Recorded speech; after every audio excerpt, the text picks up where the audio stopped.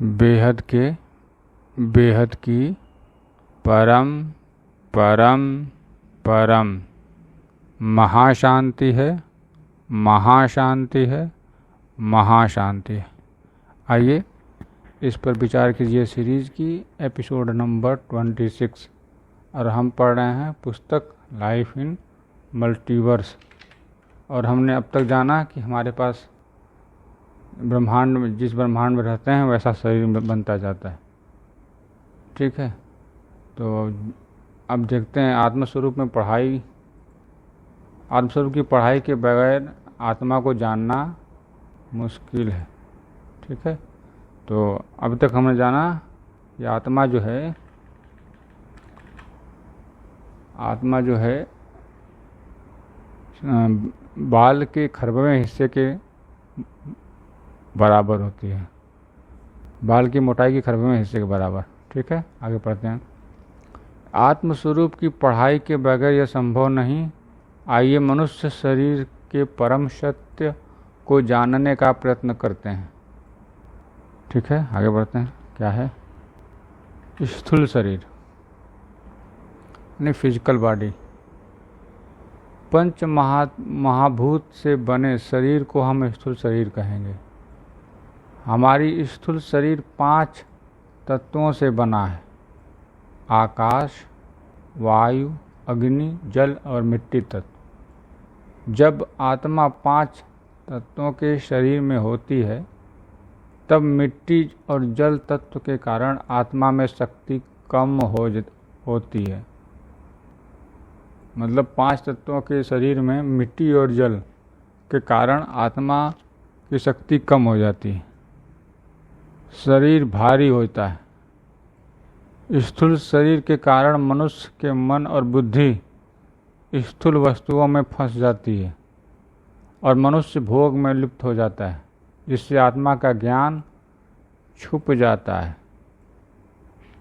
तो ये कारण है कि स्थूल शरीर में रहने के कारण मनुष्य की बुद्धि स्थूल वस्तुओं में फंस जाती है और मनुष्य भोग में लिप्त हो जाता है, जिससे आत्मा का ज्ञान छुप जाता है। ये राज है। ठीक है, सूक्ष्म बॉडी, सब्टल बॉडी। जब आत्मा मृत्यु को प्राप्त होती है तब उसका 5 तत्वों का शरीर 3 तत्वों का हो जाता है। अच्छा, अर्थात मिट्टी तत्व मिट्टी में मिल जाता है और जल अग्नि में जलकर भाप बन जाता है। अर्थात उसका शरीर आकाश, वायु और अग्नि तत्व का रह जाता है, 3 तत्व। ओके, उसे ही सूक्ष्म शरीर कहते हैं। आकाश, वायु और अग्नि का तत्व बचा शरीर, जो शरीर है वही सूक्ष्म शरीर है। विचार कीजिए कि मृत्यु के बाद क्या 5 तत्व छूटते हैं या केवल 2 तत्व, जल और मिट्टी। ठीक, आगे बढ़ते हैं। सूक्ष्म शरीर को स्थूल आँखों से नहीं देख सकते।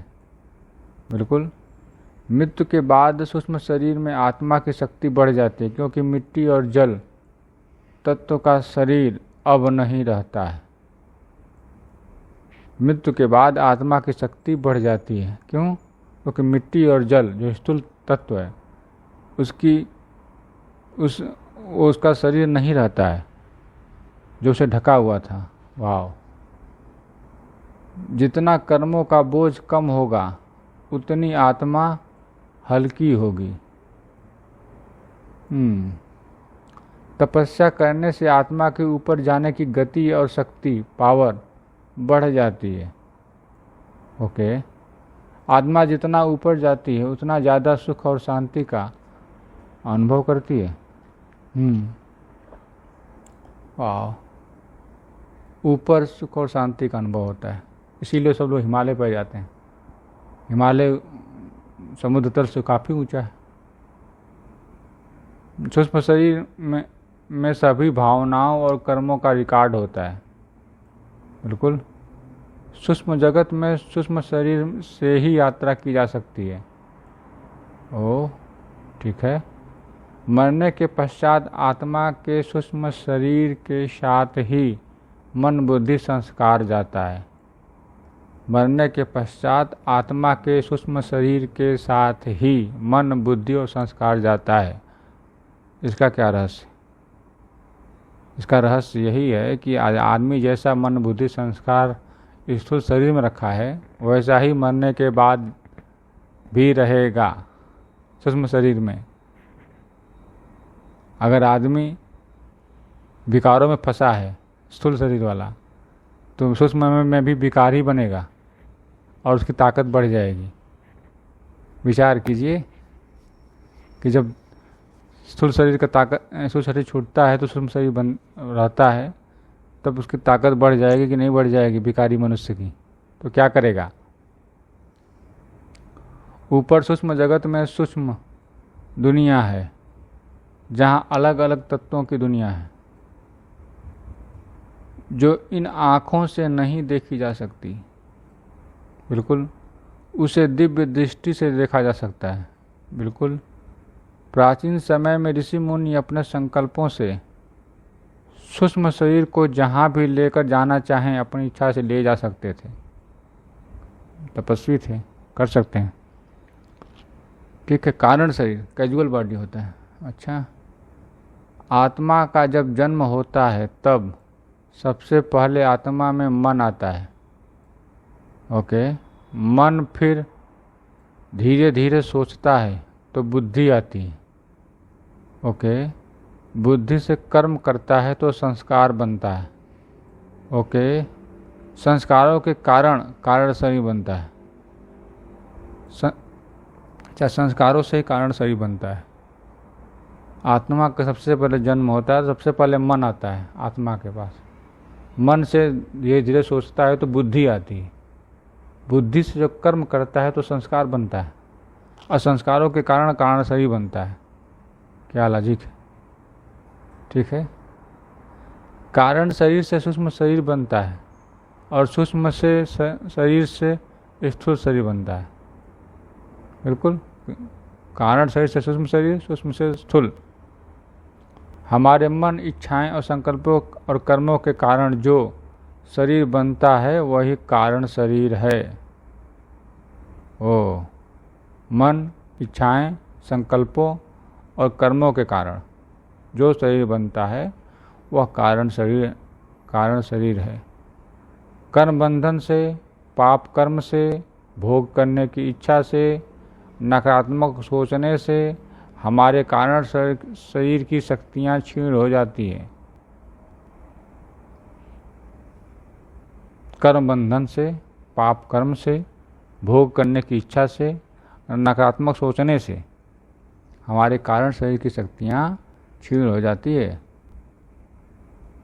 विचार कीजिए कि अभी स्थूल शरीर छूटा तो सूक्ष्म शरीर बहुत ज़्यादा शक्तिशाली।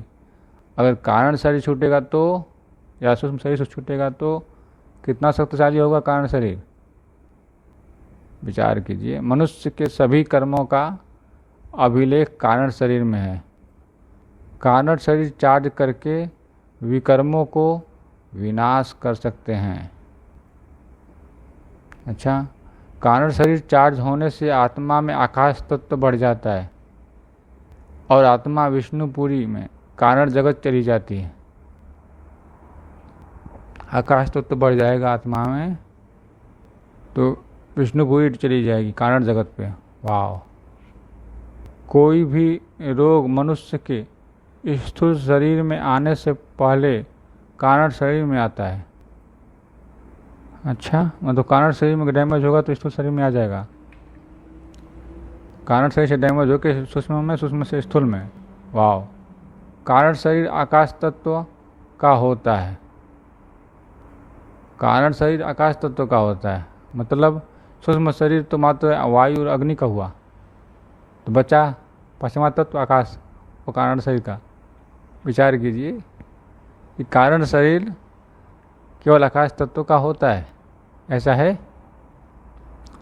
कारण शरीर गले से लेकर नाभि तक पतली सिल्वर चेन जैसी लाइट का होता है जिसके आजू बाजू हल्की लाइट होती है। गले से लेकर नाभि तक पतली सिल्वर चेन जैसी लाइट होता है, जिसके आजू बाजू हल्की लाइट होती है। अच्छा, फरिश्तों का कारण शरीर होता है। अच्छा, फरिश्ते जो होते हैं उनका कारण शरीर होता है, ठीक है। विष्णुपुरी में आत्माओं का कारण शरीर होता है। ओके, वैकुंठ में कारण शरीर सिर्फ आकाश तत्व से बना है। ओके, आकाश तत्व वायु और अग्नि तत्व में सूक्ष्म होता है। आकाश तत्व वायु और अग्नि तत्व में सूक्ष्म होता है, ठीक है। वायु और अग्नि के अंदर आकाश तत्व है। अच्छा, इसलिए कारण शरीर के ऊपर सूक्ष्म शरीर बना है। इसलिए कारण शरीर के ऊपर ही सूक्ष्म शरीर बनता है। वाह। जब आत्माएं इच्छाएं कम हो जाती हैं तो निसंकल्प होती हैं तो वायु तत्व शांत हो जाता है और आत्मा कारण शरीर को अनुभव कर पाती है। इसके लिए अभ्यास करना पड़ता है। अच्छा, जब इच्छाएं कम हो जाएंगी, निसंकल्प हो जाएंगे तो वायु तत्व शांत हो जाता है। तो वायु तत्व के शांत होने से आत्मा कारण शरीर का अनुभव करती है। इसके लिए तो अभ्यास करना पड़ेगा। मन जितना विचलित होगा, इच्छाएं जितनी ज़्यादा होंगी, वायु तत्व उतना भारी होगा और उत्तेजित करेगा। आत्मा का ऑरा तमो प्रधान यानी काले रंग का होगा। वाह। फिर आता है महाकारण शरीर, ठीक है। महाकारण शरीर 3 परम तत्वों का होता है। महाकारण शरीर 3 परम तत्वों का होता है। परम आकाश, परम वायु तत्व और परम अग्नि। वाह, 3 तत्व हैं, आकाश वायु अग्नि। और महाकारण परम आकाश, परम वायु, परम अग्नि। वाह।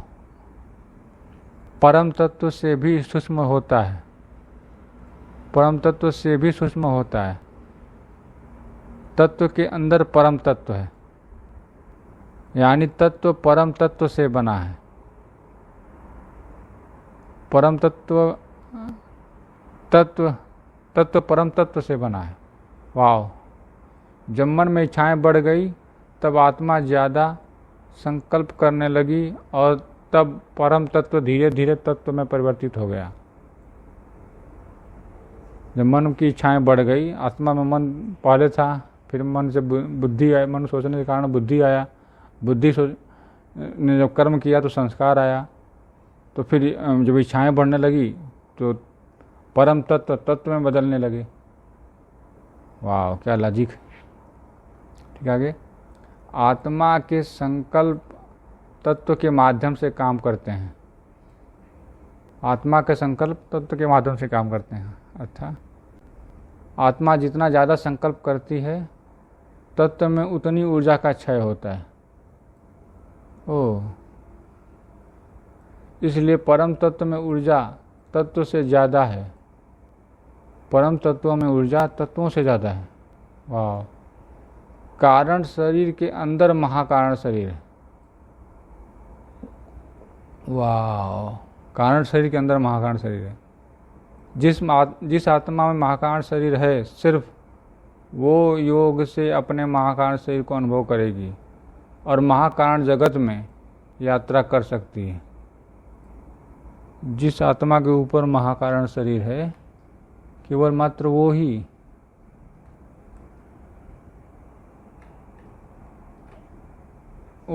महाकारण जगत में यात्रा कर सकती है। विचार कीजिए, जब आत्मा में आकाश तत्व बढ़ जाता है तो वो शांति का अनुभव करती है, और जब आत्मा में परम तत्व मात्रा बढ़ जाती है तो परम शांति का अनुभव करती है। वाह। विचार कीजिए कि परम तत्व का आत्मा में बढ़ने से परम शांति का अनुभव होता है। वाह। जब आत्मा की सारी कामना वासना का अंत हो जाता है तब वो महाकारण जगत में चली जाती है। शिवपुरी में आत्माओं का महाकारण शरीर होता है। शिवपुरी में। वाह, ठीक है। महाकारण शरीर परम तत्वों का और परम महाकारण शरीर परम प्रकाश का होता है। ये लो जी, एक और आगे, परम महाकारण शरीर वो जो कि परम प्रकाश का होता है। वाह। परम महाकारण शरीर एकदम उच्च गुणवत्ता वाली आत्माओं का या बेहद की आत्माओं का होता है। ओ, बेहद की आत्मा, ये तो नया शब्द आ गया। वाह। परम महाकारण शरीर लाइट का शरीर यानी बीज रूप स्थिति के पहले की अवस्था है। वाह। यानी परम महाकारण शरीर के बाद और कोई शरीर नहीं है, इसके बाद केवल पूर्ण निराकार आत्मा ही है। ओह वाह। परम महाकारण शरीर के बाद और कोई शरीर नहीं है। वाह। परम महाकारण शरीर में भी मन रहता है, लेकिन निराकार पूर्ण आत्मस्वरूप में मन नहीं रहता। परम महाकारण शरीर सबसे सूक्ष्म है और सबसे ज़्यादा ऊर्जावान है। वाह। महाकारण शरीर का आधार परम महाकारण शरीर है। जितना ऊपर की ओर आत्मा जाती है उसका शरीर सूक्ष्म से सूक्ष्म होता जाता है और ऊर्जावान होता जाता है। वाह। तो ये था स्थूल शरीर, कारण, सूक्ष्म शरीर, कारण शरीर, महाकारण शरीर और परम महाकारण शरीर। ठीक है, आगे अगले एपिसोड में, तब तक के लिए बेहद की परम परम परम महाशांति है, महाशांति है, महाशांति है। बेहद की परम शांति सोचो, बोलो परम शांति। Join us daily for our morning live meditation, Monday to Saturday, 5:30 to 6:30 a.m. Join us daily for live meditation, 10 p.m. to 11 p.m. on YouTube Live. Subscribe now. Website www.paramshanti.org. Email us anant@paramshanti.org. Like, share, subscribe. Join today. बेहद की